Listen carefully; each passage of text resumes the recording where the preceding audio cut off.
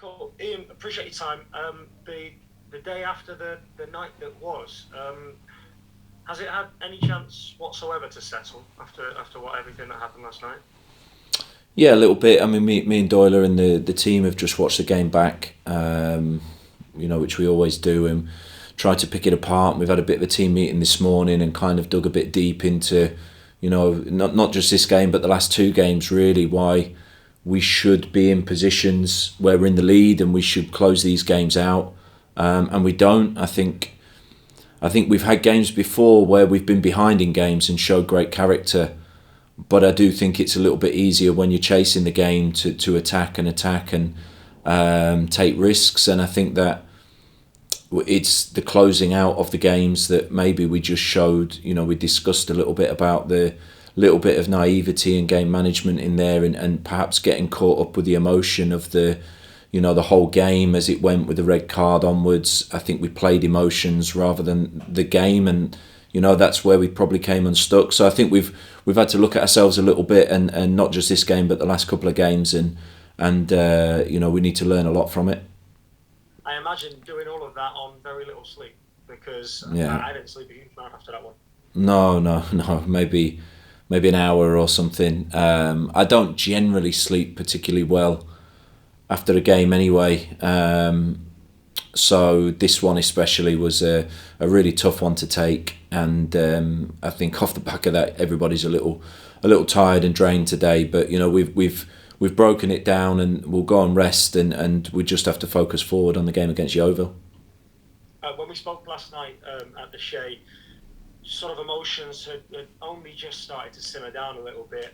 Have you had any chance before you left the stadium last night to chat to any of the coaching staff from Halifax and kind of put it all to bed? Yeah, their manager waited for me afterwards, and he apologised. He apologised to me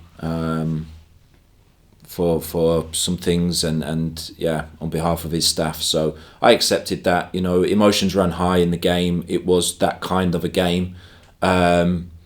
One or two things was said, and that can also happen. I understand that it's an emotionally charged game, and it was the way the ending and everything. But I accept the apology from them. I think that the guys in Halifax are doing a very good job with the team. They're a very competitive team. They showed that. And full credit to them for that. We were disappointed, and there was some things afterwards, but like I say, their staff waited behind. They apologised afterwards, and we put that all to one side now. We spoke about mentality last night. Now that you've watched it back and you say you've had this kind of deep dive into it with your coaching staff, what are your thoughts on the mentality of your squad in those situations where you see a goal conceded and over the last couple of games there's been that head loss? Yeah, I think it's that we are playing a little bit on emotion rather than we're lacking maybe the leadership element out there, and I'm talking about players bringing themselves together and reorganising after a little setback in the game, because we've got to understand that over the course of the season goals go in, but we can't have such a negative reaction when they do. We have to bring ourselves together, reorganise and understand. I thought until the red card, when I felt the game unravelled a little bit, I thought it was a very good away performance. We were 2-0 up, we looked very stable.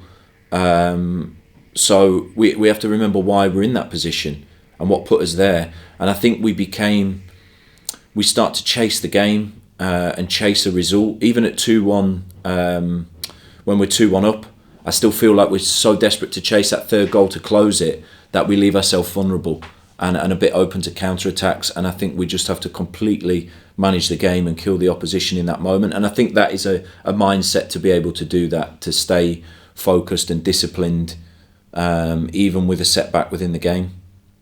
It's kind of mental, really, when you think of the last two games. You've got 150 minutes of good stuff, like comfortable, Yeah. control of those games. And then you've got, across the two games, you've got 40 mental minutes. Yeah. It's hard to believe that in the kind of 8 minutes of the Woking game, those three goals, the two set plays and the goal that goes in, and the goals last night, I mean, they're really, really disappointing goals, but they come from kind of transitions. And the second goal, if you look, we're down to 10 men because Aaron had to come off, and then we're kind of jumping out into press, maybe not recognising that we're a man down and we're a man short in there. And it's just those key decision making in tense moments that we've just got to come together and be stronger as a unit. I think that's the biggest takeaway, because like you said, 150 minutes, large parts of the Woking game with total control. It's a strong away performance, but we're kind of letting one incident then unravel everything else. And I think we've discussed it now, and I think certainly having the likes of Kyle Cameron back as the captain and a leader on the pitch will give us a massive boost in there. It's for sure we've missed him. It goes without saying that it's not an excuse, but the injury problems that we've had with central defenders, goalkeeper, I think the lads that have come in have done a good job, but it's very difficult for them to come in. I think having the guys coming back will also help us in some of those key decision-making moments. Is there any sort of scope, and has there been any thought as well, when you talk about the togetherness of leadership out on the pitch and things like that, at times this is almost a little unfair to him, because he can't go on forever and he wants to take the next step in his footballing journey. A little smile there from you. Yeah, I know where you're going with this one, yeah. Exactly. Is there ever a moment where you think, crikey me, I could do with a Michael Doyle out there? Yeah, but we discussed it last night, if I'm honest, and not necessarily that we need Michael to play every game, but there might have been a moment last night where Doyle could have come in and I think settled the environment. And certainly I think a lot of what we do will come from the way in which we train. And I've said to Doyle, maybe you need to get back on the training pitch and train and help the players understand from a coach on the pitch as that player, because he did that so well at the back end of last season. He understood what I wanted, and he controlled a lot of. I remember the Wrexham away game last season, where we had a brilliant first half, much like we did probably last night. Coming in away 1-0 up, tough environment. We did the same against Wrexham last year, and then in the second half we kind of got bombarded, and the way in which we managed that was excellent, and I think Doyle was a big part of that. So, part of it is Doyle will coach the players to understand that. Part of it will be that he can be back out on the training pitch, but without a doubt, Doyle is still fit and in certain moments can give us something. So it's something that we're aware of, and we do have it, and it's not something that I haven't considered. No, I'm sure that is the case. So when does that, if that does happen, and what's he said to the suggestion that he should start training with the squad again, when does that kick back in, and should we be surprised? Well, no, I mean, on the bench. No, you shouldn't be surprised. I mean, Doyle has been training anyway, in and out, not 100%, but he still keeps himself fit. If he trains with the team, he trains with the team. If he doesn't, he does a fitness session afterwards. So he's fit. So there's no question about that. So, when we come in on Friday, probably Doyle, I'll get him to train with the team. I think he gives the boys a lift and a focus, and his experience is massive. So even if that's not on the playing field, if it's on the training pitch, I think it gives us something. So it's another way of us delivering a message as a coaching staff, and Doyle can do that from on the pitch for us. So we talked about him being back out on Friday training with us, and yeah, I don't know whether we use him Saturday or not. There's always that possibility, but we got the FA Cup the following week. Could be possible to get minutes there, and just we'll see. Listen, we've got good players in the group. Some of them we need to see how they respond to this as well. I think we learn a lot. We all learn a lot about ourselves when we have a couple. A few weeks ago we were talking about one of the best starts we've had for years, and we were scoring a lot of goals at home, and everybody felt good about the situation. Suddenly, 10 days later, we're in a whole different place, and football goes like that. And I think it's in these moments that we learn big things about ourselves and the character of the team. And maybe it's not the worst thing that we're finding out about these things so early on in the season after 10 games, because if we find the solution to these, I think we'll become stronger from it.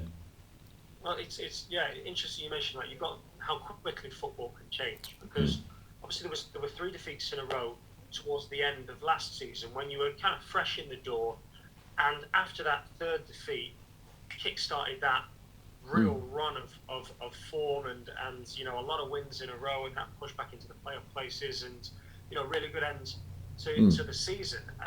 You turn that around. Yeah. Obviously, you know that you can do it. Do you sense is it easier now because you've done it before? Is it because of the nature of the last two defeats? Is it more difficult to turn it around this time around? How do you look at it? Not really, and I've got to say, across the last probably 10 years of working with first team football, I've gone through 3, 4, 5 games where we haven't played well and we've been down and we've got ourselves out of it, and then we've gone and won big games. I can remember in the clubs I've been in before, we've gone on and won big games and got ourselves in good positions. So it's just about trusting what you're doing and creating a togetherness, a mindset, and knowing that I think if you stick with what you're doing and you really believe in it, when you get it right, you're going to fly. And we did that last year. When we lost against Solihull, when we lost against Eastleigh twice, we were so disappointed, but we kept pushing the way that we wanted to do. And then we had that game against Sutton here where we went down to 10 men, turned it and won.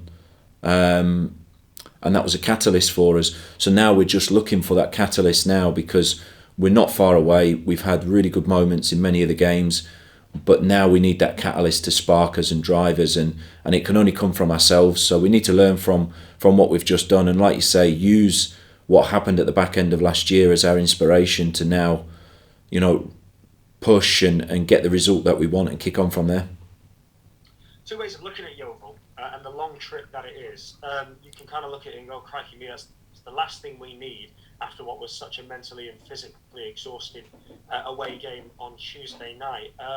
But I guess another way of looking at it is, I assume it will be an overnight stop, which is an opportunity to get the group together and try and take some of the load off, take some of the pressure off. Are you planning on doing anything different on Friday night? Anything to just kind of ease what has all of a sudden become this pressure cooker in the space of 10 days? To be honest, I haven't thought too much about the trip down there just yet, but probably we'll do something when we get down there to bring us together. Like you say, I agree 100%. It's far from the worst thing to have like a training session Friday morning, then spend some time together at the hotel and use much more hours together as a team. I think sometimes you need that when you've had a couple of rough results and really big disappointments. I think coming together as a group and spending a bit of time together can be massive. So we'll utilise it as best we can.